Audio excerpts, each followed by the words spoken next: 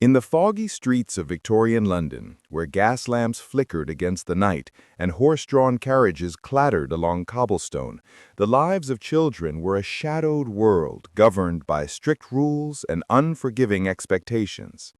Parents, driven by a mixture of social aspiration, moral duty, and fear, often believed that discipline and endurance were the truest forms of love. What might seem shocking today, the use of corporal punishment, rigorous schedules, and relentless moral instruction, was considered a necessary preparation for the trials of life. Victorian parenting was not merely about guidance, it was about survival, character building, and social conformity. Behind the closed doors of terraced houses, children endured a reality starkly different from the carefree notions of modern childhood. Many were expected to perform chores from dawn until dusk, attend harsh schools, and internalize rigid moral codes. The emotional climate of the Victorian home could be austere, at times cold, and almost always structured. Affection, if it existed, was often quiet, mediated through guidance and correction rather than open warmth. In this era, the law scarcely intervened in the domestic sphere. Parents wielded extraordinary authority over their children, and social norms reinforced obedience above all else. This authority extended beyond what we would now consider acceptable, encompassing not only physical discipline, but also psychological control, strict surveillance of behavior, and imposition of adult-like responsibilities on young shoulders. The concept of childhood itself was profoundly different.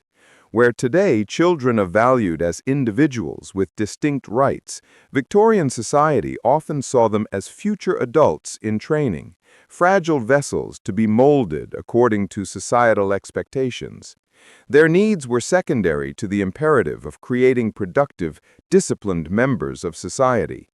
A child's comfort, emotional expression, or personal desires were often subordinated to the rigid hierarchy of family, class, and moral duty. Mothers, frequently constrained by domestic expectations, bore much of the responsibility for enforcing strict discipline, yet fathers were equally influential in shaping the child's moral and intellectual development. Emotional distance was standard, partly because public ideas about propriety discouraged overt displays of affection, and partly because childhood was perceived as a preparatory stage rather than a time for indulgence or play. Schooling mirrored these domestic norms. Children were subjected to rote learning, repetitive drills, and public punishment that humiliated as much as it instructed. The belief was that fear and strict oversight instilled character and resilience. Mistakes were not tolerated lightly, and failure to comply could result in corporal punishment or public shaming. Education was not a nurturing experience. It was a crucible designed to produce disciplined citizens. Work expectations for children were often as harsh as their schooling. For poorer families, children as young as 5 or 6 might labor in factories, workshops, or domestic service, enduring conditions that would be illegal by modern standards. Even within middle-class families, children were expected to contribute to household management, perform chores with exacting standards, and demonstrate self-restraint in all matters.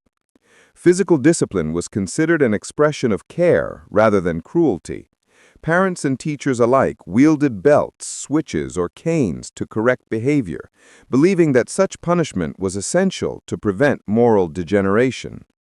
Emotional punishment, denial of attention, public rebuke, or enforced solitude was equally common, intended to teach compliance and moral vigilance. The underlying principle was that children, if left unchecked, were inherently wayward and required firm guidance to avoid ruin. Victorian moral philosophy also intertwined heavily with parenting practices.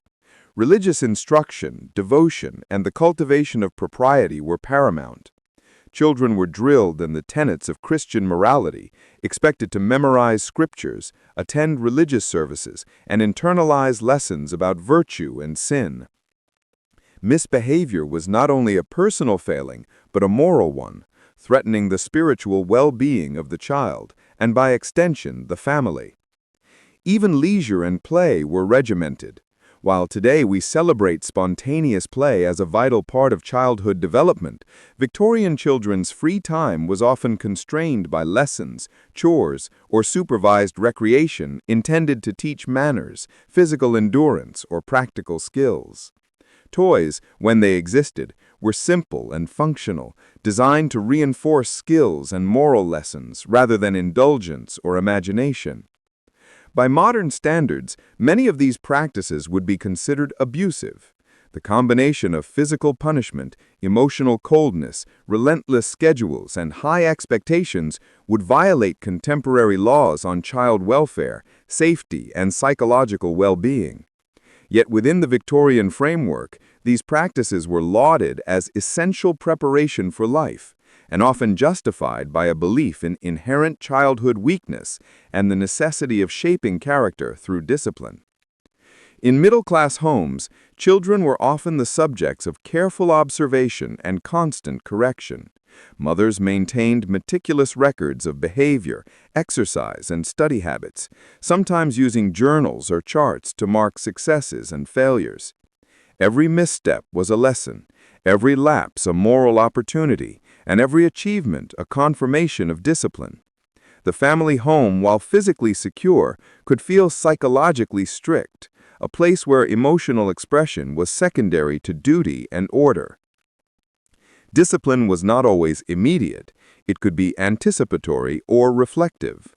Victorian parents believed in shaping behavior through expectation, threatening consequences before misbehavior occurred, or delivering reprimands long after a transgression. So children learned that all actions carried lasting significance. This method created a sense of vigilance in children, teaching them that their choices were constantly observed and morally evaluated. Siblings, too, played roles in this rigid system. Older children were often expected to manage or correct younger siblings, acting almost as junior enforcers of parental authority. This created a hierarchy within the family where power and responsibility were layered, and obedience was reinforced both upward and downward. Rivalry and resentment sometimes arose, but the prevailing goal remained the cultivation of self-discipline and social conformity. The role of affection in Victorian families was complicated. While some parents were capable of warmth and tenderness, expressions of love were frequently mediated through material provision, moral instruction, or approval of proper behavior. Praise was selective and rare, often given only when children met or exceeded high expectations. Affection was conditional, contingent on compliance and achievement, rather than freely expressed. Economic necessity dictated the lives of working-class children, who faced a far harsher reality. From dawn to dusk, they might labor in textile mills, coal mines, or as domestic servants, enduring long hours and dangerous conditions. Education was minimal or non-existent, and discipline extended beyond the home into brutal workplaces where physical punishment was common. These children learned early that survival required obedience, endurance, and adaptability. Illness and injury were constant threats in such environments, yet medical care was limited. Children were expected to continue work or chores despite ailments, reflecting a societal belief that hardship forged character. The line between neglect and expectation was blurred, and contemporary observers often considered resilience in children to be the mark of proper upbringing, rather than a consequence of systemic failure. In wealthier households, children's education might be slightly more comfortable, but no less regimented. Tutors or governesses provided instruction in literature, languages, and etiquette, yet discipline remained strict, and errors were met with correction or humiliation. Childhood, even in luxury, was framed as a preparation for adult responsibility, with minimal space for carefree play or self-directed exploration. Victorian gender norms further shaped parenting. Girls were trained to be virtuous, obedient, and skilled in domestic arts, while boys were groomed for public life, industry, and leadership. The expectations were clear and often harsh. Girls learned self-restraint and propriety, sometimes at the expense of personal freedom, while boys were encouraged to develop resilience, endurance, and moral fortitude through structured routines and rigorous discipline. Religious instruction permeated daily life. Prayer, scripture memorization, and moral reflection were not optional, but integral to childhood, forming a framework through which behavior, thought, and aspiration were measured. Disobedience or moral failure could provoke not only physical punishment, but spiritual correction, reinforcing the belief that children were morally impressionable and required constant guidance. The psychological impact of these methods was profound. Children internalized fear, vigilance, and self-discipline, often suppressing emotional expression to conform to societal and familial expectations. While some emerged resilient and well-prepared for adult responsibilities, others suffered long-term effects, including anxiety, self-doubt, and difficulty expressing emotions in adulthood. Victorian parenting also intersected with social reform movements. By the late 19th century, critics began to question extreme discipline, child labor, and harsh schooling methods. Reformers argued that childhood required protection, nurturing, and recognition of emotional and developmental needs. These debates eventually led to legal reforms, but change was slow, reflecting deep-rooted cultural and economic pressures. Play, though often structured, became a site of emerging child-centered ideas. Victorian society slowly recognized that unstructured leisure and imaginative activities had value, and the late 19th century saw a gradual shift toward toys, games, and outdoor recreation designed for enjoyment rather than moral instruction. Yet even in these spaces, adult oversight remained strict, ensuring that play reinforced acceptable behavior and social norms. Corporal punishment extended beyond the home, reaching into schools, workhouses, and even public spaces.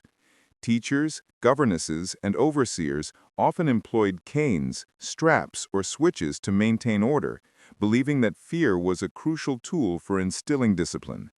Public humiliation, such as standing in the corner or being exposed to peers' scorn, was equally common, reinforcing the idea that shame could shape character more effectively than gentle guidance. In boarding schools, this philosophy reached its peak. Children lived under constant supervision, subject to rigid schedules, and expected to adhere to strict codes of behavior at all times. Even minor infractions, such as forgetting to polish shoes, mispronouncing a word, or failing to complete a task on time, could result in severe punishment. Life in these institutions was designed to cultivate resilience, obedience, and social conformity, often at the cost of emotional well-being. For the working class, child labor was both a necessity and a method of socialization. Children learned to endure fatigue, pain, and monotony, internalizing the lesson that life demanded obedience and hard work. In factories, mines, and domestic service, punishment for disobedience was often immediate and physical. Mistakes could provoke sharp blows, extended hours, or public reprimands, teaching children that compliance was the only route to survival and acceptance. Health and hygiene were deeply intertwined with discipline. Children were expected to maintain strict cleanliness, adhere to schedules for bathing and meals, and present themselves with propriety. Failure to do so was considered a moral lapse rather than simply a practical issue. Victorian parents believed that neatness and order reflected virtue, and teaching these habits was as important as intellectual or moral education. Victorian attitudes toward emotional expression were equally severe. Crying, tantrums, or displays of fear or affection were often discouraged, seen as signs of weakness or moral failings. Children were instructed to control their feelings, internalizing a stoic ideal of behavior that would prepare them for the rigors of adult life. Emotional repression was a byproduct of the cultural emphasis on duty, obedience, and resilience. Punishments could be prolonged and psychologically taxing. Parents and teachers sometimes employed strategies of anticipation, making children anxious about potential consequences, or delayed reprimands so that guilt and fear became constant companions. This method, though widely accepted, could leave lasting marks on a child's psyche, fostering both obedience and anxiety in equal measure. Meals were similarly regimented, with children expected to eat modestly, finish what was served, and adhere to strict schedules. Gluttony or refusal was not tolerated, and meal times became another opportunity for instruction in self-control, manners, and respect for authority. Food, in the Victorian context, was as much a moral lesson as a physical necessity. Religious observance reinforced the intertwining of morality, discipline, and fear. Attendance at church, participation in prayers, and memorization of scripture were daily responsibilities. Failure to comply was seen as both a spiritual and moral shortcoming, punishable in ways ranging from lectures to physical chastisement. The spiritual well-being of children was considered inseparable from their moral and social development. Even leisure activities, when permitted, were highly structured. Children were guided in appropriate forms of play, reading, and recreation, all designed to cultivate desirable traits, such as patience, neatness, and intellectual growth.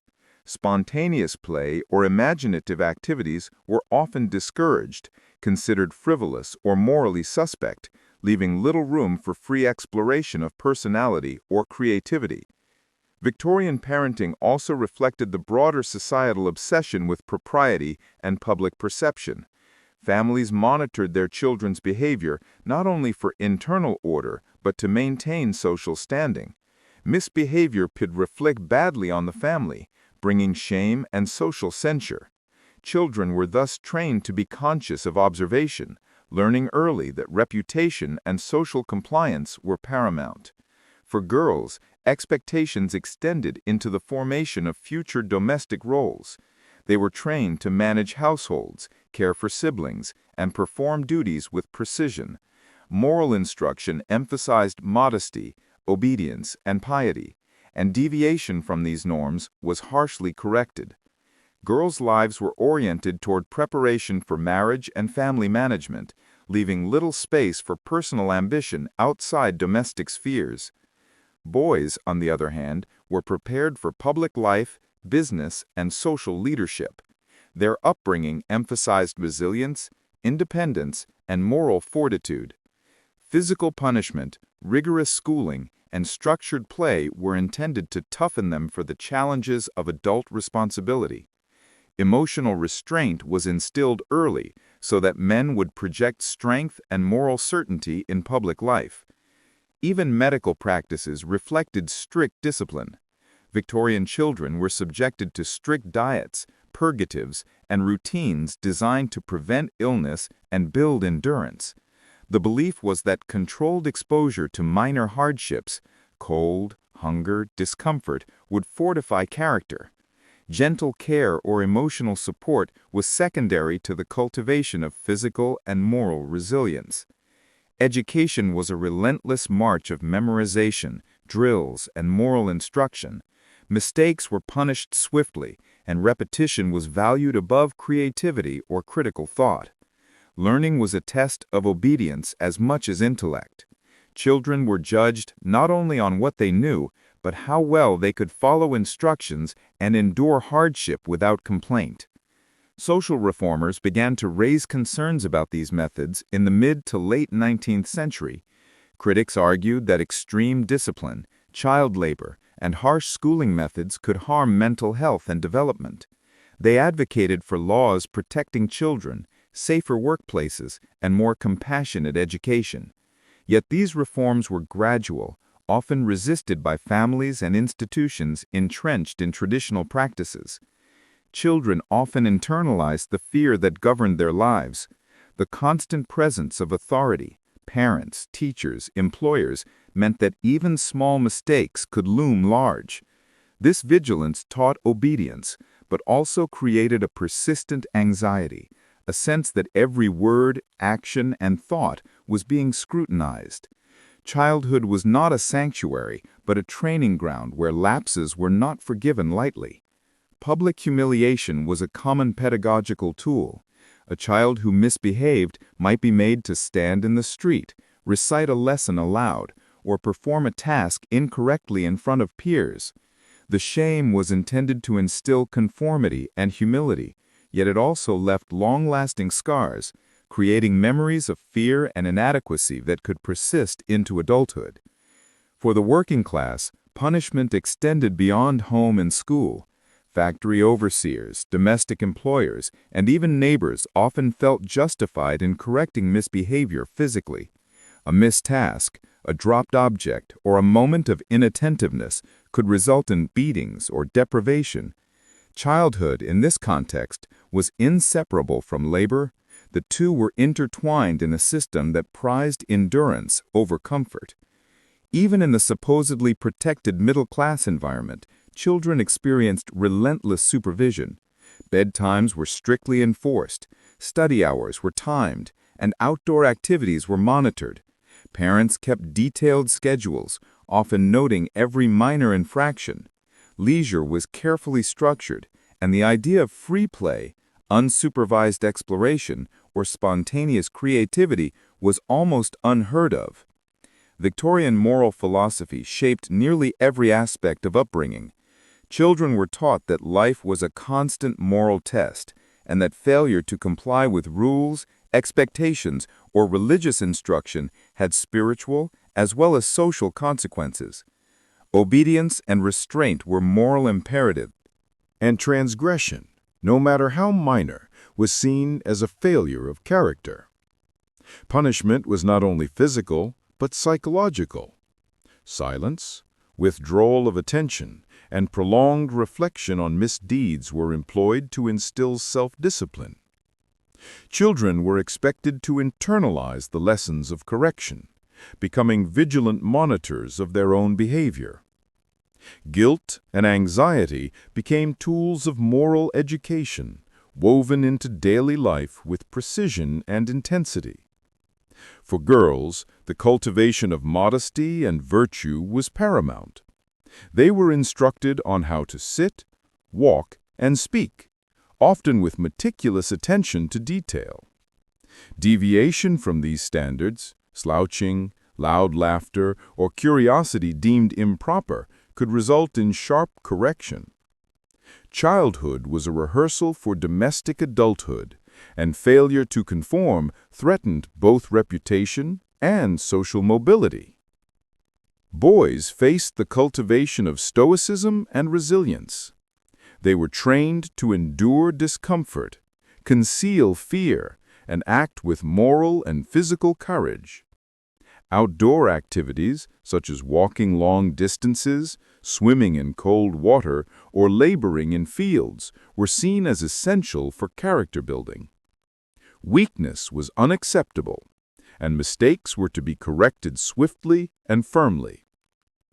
Religious observance reinforced these principles. Daily prayers, scripture study, and moral reflection were compulsory. Sin, even minor, could provoke intense lectures or punishment, and children were taught to fear moral failure as much as physical harm. The intertwining of spiritual, moral, and social discipline created a world in which children's inner lives were constantly shaped by external authority. Victorian schools mirrored these harsh principles. Classrooms were regimented, with strict seating arrangements, timed lessons, and public correction of mistakes. Teachers were expected to maintain order at all costs, often through corporal punishment or intimidation. Education was less about intellectual curiosity and more about teaching obedience, endurance, and the ability to function within strict societal hierarchies. The introduction of formalized examinations added another layer of pressure. Performance was meticulously recorded, and failure could provoke shame, punishment, or both. Children learned early that their worth was measured not just by knowledge, but by compliance, endurance, and capacity to meet exacting standards. Even illnesses and minor injuries were sometimes framed as tests of character. Children were encouraged to persevere, to endure discomfort without complaint, and to maintain composure. Compassion and consolation were secondary to the cultivation of resilience and moral strength. Children's voices were largely absent from decisions affecting them. Family councils, school boards, and workplaces determined schedules, duties, and punishments, leaving little room for autonomy or personal expression. The modern concept of children as individuals with rights was virtually unknown. Instead, they were seen as objects of moral, social, and economic cultivation. Play, when allowed, was instrumentalized. Outdoor games, reading, and even toys were chosen to teach order, precision, and social etiquette. Imaginative or unsupervised activities were considered frivolous or even dangerous, reflecting the pervasive belief that children required constant adult guidance to avoid moral or social error. The psychological legacy of Victorian parenting was profound. Many children grew into adults marked by anxiety, guilt, and a strong sense of duty. Emotional repression was common, and relationships often reflected the same rigid structures learned in childhood. Yet some also internalized resilience, self-discipline, and an unyielding work ethic, traits celebrated in Victorian society as evidence of proper upbringing. By the late 19th and early 20th centuries, public awareness of these methods began to grow. Social reformers, journalists, and emerging psychologists criticized harsh discipline, child labor, and rigid schooling. Laws gradually limited corporal punishment, set minimum ages for work, and introduced educational reforms. These changes reflected a slow but significant shift toward recognizing childhood as a stage requiring protection, care, and emotional support. Even so, Victorian ideals lingered. Many families continued to enforce strict routines, moral instruction, and high expectations, believing that discipline, endurance, and obedience were essential to prepare children for life's challenges. Some Victorian homes were stricter than others, with punishments that today would be considered extreme. Children might be locked in cupboards for hours, deprived of meals, or subjected to relentless verbal chastisement. These measures, while shocking now, were often defended as essential for instilling obedience and moral vigilance. Parents, teachers, and guardians genuinely believed that such hardship forged character, preparing children to endure the unforgiving realities of adult life. Historical accounts reveal that even minor infractions could provoke disproportionate reactions. A spilled drink, a forgotten lesson, or a momentary lapse in attention might lead to hours of reflection, scolding, or physical punishment. The lesson, according to Victorian logic, was that small failures could escalate into larger moral deficiencies if not corrected immediately and decisively. Workhouses, a stark reality for the poorest children, combined labor, discipline, and deprivation. Children as young as 5 were expected to clean, cook, sew, and perform other arduous tasks, often under strict supervision. Mistakes could provoke beatings, and the threat of punishment was constant. Emotional comfort was virtually non-existent, as children were treated as laboring units rather than individuals with feelings or needs. Even well-to-do children were not immune from harsh treatment. Boarding schools, with their rigid rules, timed lessons, and hierarchical social structures, imposed strict discipline on boys and girls alike. The house system often forced older children to supervise and punish younger ones, creating a microcosm of societal hierarchy within the school. Obedience and endurance were the measures of success, while emotional expression was discouraged. Victorian literature and diaries reveal that children were keenly aware of these expectations. Fear, anticipation, and vigilance colored daily life. The pressure to conform, perform, and internalize moral lessons shaped not only behavior but personality. Many children learned to suppress feelings, regulate their own actions, and monitor the responses of authority figures, effectively training themselves to live under constant scrutiny.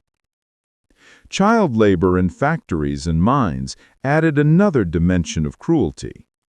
Long hours, dangerous machinery, and exposure to harsh conditions demanded both physical and moral endurance. Supervisors often wielded punishment as a motivational tool, correcting mistakes with swift blows or extended labor. In this environment, childhood was a transient concept. Survival, obedience, and efficiency were paramount. Education mirrored these harsh realities. Schools were designed not merely to instruct, but to discipline. Students faced rigid seating, timed lessons, and rote memorization. Mistakes were publicly corrected, and corporal punishment was common. Education in this sense was less about fostering curiosity and more about producing compliant, resilient individuals prepared for social and economic expectations. Girls, expected to become domestic paragons, endured strict moral instruction from an early age. They were trained to maintain composure, manage households, and internalize societal norms of modesty and virtue. Failures in these areas were often punished, both physically and psychologically, as deviation threatened not only personal reputation, but familial honor. Boys faced their own strict regimen. Encouraged to be stoic, resilient, and morally upright, they were subjected to harsh routines, outdoor challenges, and moral instruction. Weakness or emotional display was discouraged, as it contradicted the ideal of the disciplined, rational Victorian male. Mistakes were corrected swiftly, and resilience was cultivated through controlled adversity. Religious instruction intertwined with discipline, reinforcing the moral imperative of obedience. Daily prayers, scripture memorization, and reflection on moral conduct were non-negotiable. Disobedience could provoke punishment and spiritual admonishment alike, as failure to comply threatened both personal virtue and family honor. Play, though sometimes permitted, was instrumentalized. Games and leisure were chosen to reinforce moral and social lessons rather than spontaneity or creativity.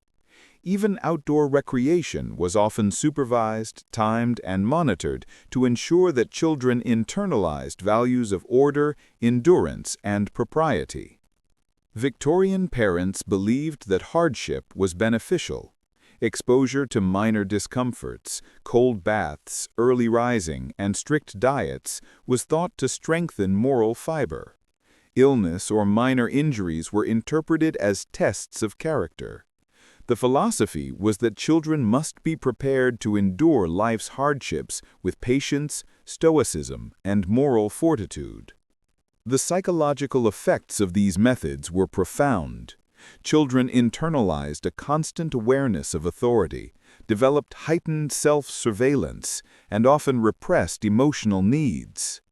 Many grew into adults who struggled with anxiety, guilt, and interpersonal connection, while others internalized resilience, responsibility, and a strong work ethic. By the late 19th century, public awareness of these practices began to grow. Social reformers, psychologists, and writers criticized excessive corporal punishment, child labor, and oppressive schooling. Advocacy led to gradual reforms, including limitations on physical discipline, minimum working ages, and educational improvements. These changes marked the beginning of a recognition that childhood required protection, nurture, and emotional support. The shift was gradual. Victorian ideals of discipline and endurance persisted, particularly among middle and upper-class families who feared that indulgence would weaken character. Even as laws evolved, the cultural belief in strict upbringing as essential preparation for life remained influential. Reformers highlighted both moral and practical concerns. Children subjected to extreme discipline and labor were not only physically and psychologically vulnerable, but also at risk of stunted intellectual and social development. Advocates argued for balance, protection, structured guidance, and moral instruction without cruelty or excessive suppression of emotion. The emerging understanding of child psychology began to influence educational and parenting practices. The notion that children had distinct developmental needs, emotional capacities, and rights challenged older Victorian assumptions. Play, leisure, and emotional expression were increasingly recognized as essential for healthy growth, marking a gradual departure from the rigid, fear-based system of earlier decades. Even as reform spread, anecdotal accounts of extreme punishment persisted. Diaries, letters, and memoirs revealed children's fears, endurance, and occasional rebellion. Stories of siblings punished for minor infractions, schoolchildren beaten for failing to recite lessons, and laborers corrected harshly for errors provide a window into the intensity of Victorian childhood. Reformers in the late Victorian era began documenting the effects of harsh discipline and labor on children. Reports detailed the physical exhaustion, psychological distress, and stunted development endured by the youngest members of society. Public opinion slowly shifted as journalists and social commentators revealed the hidden realities of domestic and institutional life, exposing practices that many considered normal, but which now seemed deeply cruel.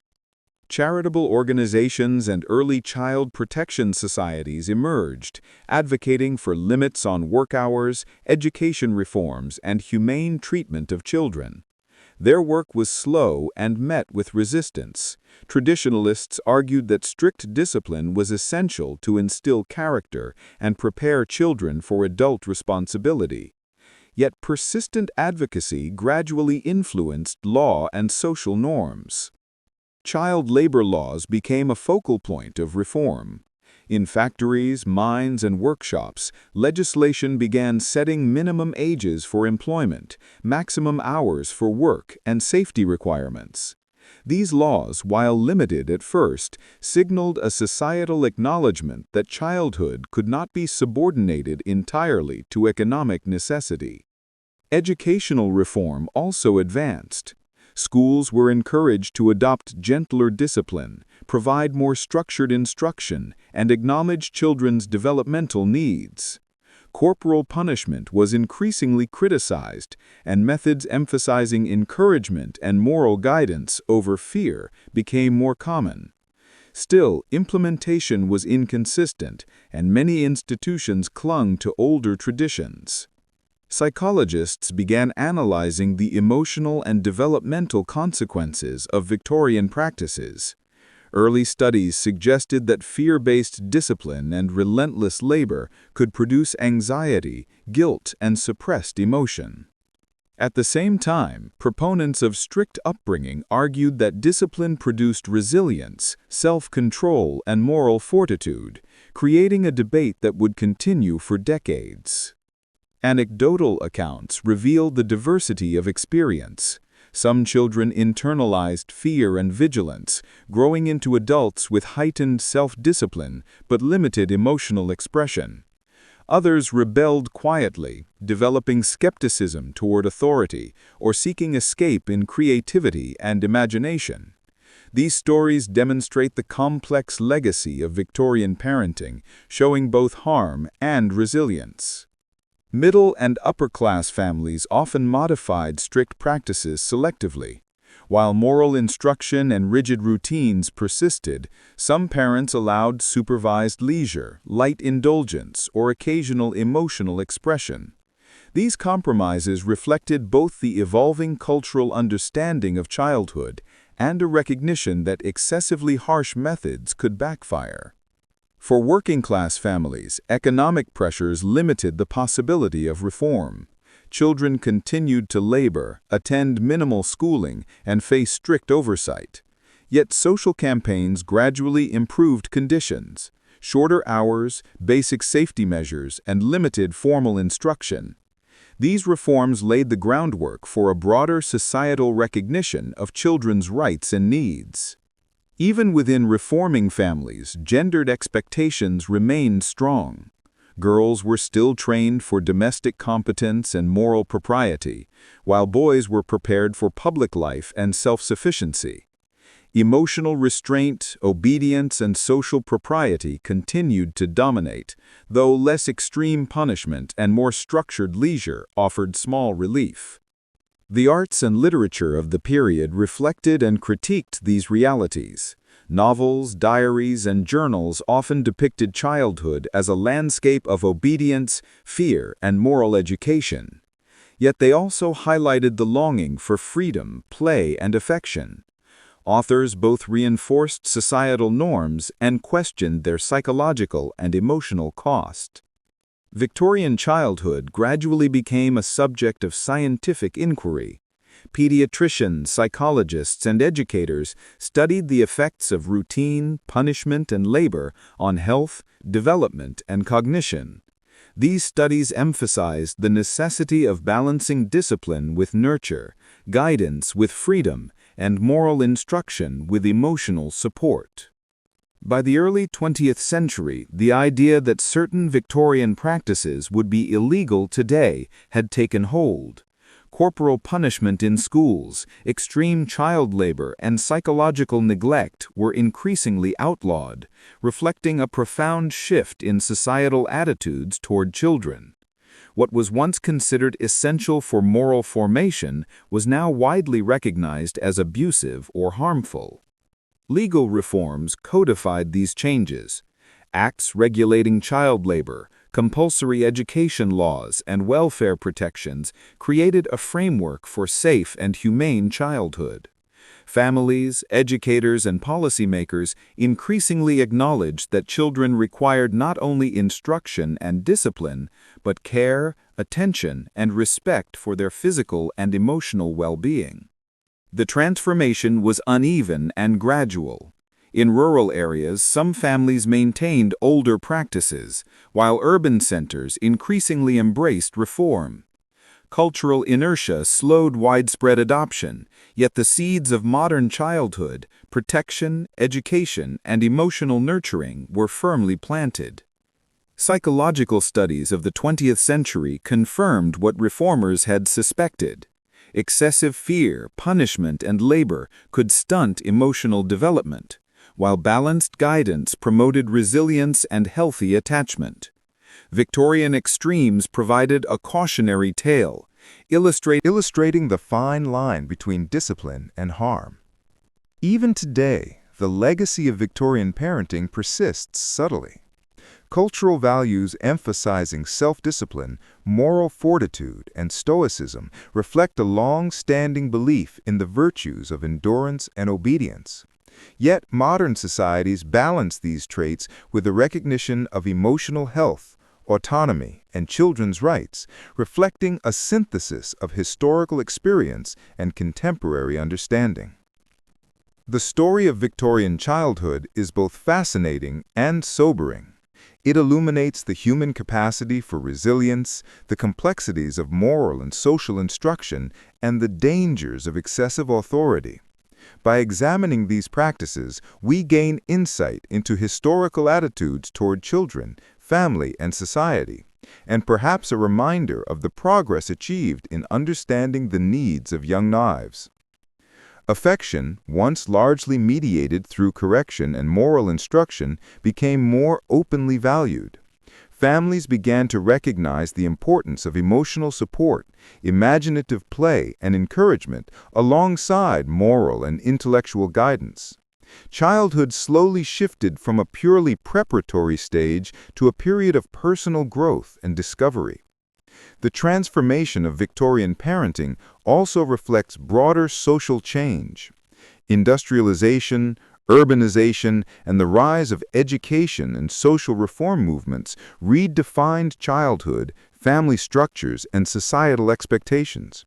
Children were increasingly seen as individuals with inherent worth and distinct developmental needs. Even as laws and social attitudes evolved, memories and anecdotes of harsh discipline persisted. Diaries, letters, and memoirs from the era capture the tension between obedience and autonomy, fear and affection, tradition and reform. These narratives offer a vivid, sometimes unsettling window into lives lived under strict authority. By the mid-20th century, most practices considered normal in Victorian homes were no longer acceptable. Corporal punishment in schools was restricted or banned. Child labor was largely eliminated, and nurturing approaches to education and parenting became dominant. Yet the echoes of earlier methods remained, visible in cultural ideals of self-discipline, resilience, and moral fortitude. The Victorian approach to parenting, viewed through the lens of today, is startling. Actions once lauded as essential for character building, physical punishment, extreme labor, and rigid moral instruction would now be deemed illegal and abusive. This historical contrast highlights both societal evolution and the enduring human concern for shaping the next generation. The long-term consequences of Victorian upbringing were complex. Adults who survived harsh childhoods often carried a dual legacy: resilience and work ethic on one hand, emotional suppression and anxiety on the other. Some excelled in business, education, and public life, their discipline propelling them forward, while others struggled with relationships, self-expression, or mental health, bearing the invisible scars of a childhood dominated by fear and rigid expectation. Family dynamics also bore the imprint of these practices. Generational patterns of discipline, obedience, and emotional restraint were often repeated as children raised under strict conditions became parents themselves. Yet over time, these patterns were challenged by reform, changing social values, and increasing understanding of child development, creating gradual but profound shifts in the experience of family life. Victorian parenting reflected broader social priorities. The cultivation of moral fortitude, social compliance, and practical skills mirrored a culture preoccupied with industrial progress, social hierarchy, and religious virtue. Children were not only shaped for private family life, but for public roles, economic productivity, and civic duty. Every lesson, chore, and punishment served a dual purpose: molding character and preparing for a future defined by societal expectation. The historical record is a tapestry of fear, endurance, and occasional tenderness. Diaries, letters, and memoirs from the era capture the inner lives of children navigating strict households, oppressive labor, and rigid schooling. Even in the harshest conditions, small acts of kindness, affectionate words, brief moments of play, or small indulgences provided relief and shaped resilience. These fleeting instances remind us that even within strict structures, human care found expression. Cinematic imagination invites us to picture these worlds: the fog-filled streets, the echo of footsteps along cobblestones, the disciplined lines of children marching to school, the quiet tension of a household where every action was observed and every error corrected.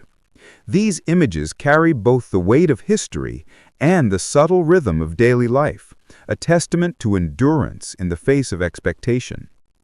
Societal lessons emerge clearly from this history. The Victorian approach underscores the importance of balance, discipline without cruelty, guidance without suppression, and instruction coupled with emotional support. The extreme methods once normalized remind us that shaping character must never override the basic rights and dignity of a child.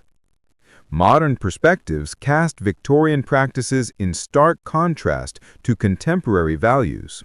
Laws protecting children, educational standards emphasizing emotional well-being, and parenting philosophies that celebrate individuality all highlight the evolution of society's understanding of childhood. What was once routine, physical punishment, extreme labor, and rigid moral surveillance, is now recognized as both unethical and illegal. Yet there is continuity too. Some principles, resilience, perseverance, and moral responsibility remain valued, though they are pursued through supportive rather than punitive means. Victorian parenting reminds us that human societies have long wrestled with the challenge of preparing children for life, teaching them strength, responsibility, and ethics, while also protecting their well-being and nurturing their individuality. The story of Victorian childhood is both cautionary and illuminating. It shows the extremes of human belief about morality, discipline, and development, revealing both the cruelty and care that shaped generations. By studying these histories, we gain perspective on the progress achieved and the principles still guiding modern approaches to parenting and education. In the end, Victorian parenting serves as a mirror, reflecting our own cultural values and fears. It illustrates the consequences of prioritizing obedience and endurance above emotional health and personal freedom, while also highlighting the enduring human aspiration to prepare the next generation for the trials of life. As we drift through this history, we see the faces of children, small hands gripping tools or books, eyes wide with fear or curiosity, minds absorbing lessons both harsh and subtle. Their lives remind us that childhood, though once a stage of obedience and labor, is now recognized as a time for growth, discovery, and the cultivation of both character and joy. And so, as the gas lamps flicker and the fog rolls across Victorian streets, we leave the past behind, carrying forward its lessons. The discipline of yesterday, once deemed essential, now teaches us not to replicate its extremes, but to balance guidance with kindness, moral instruction with empathy, and expectation with freedom. In the quiet of reflection, we see the progression, from harshness to protection, from obedience to understanding, and from fear to nurture.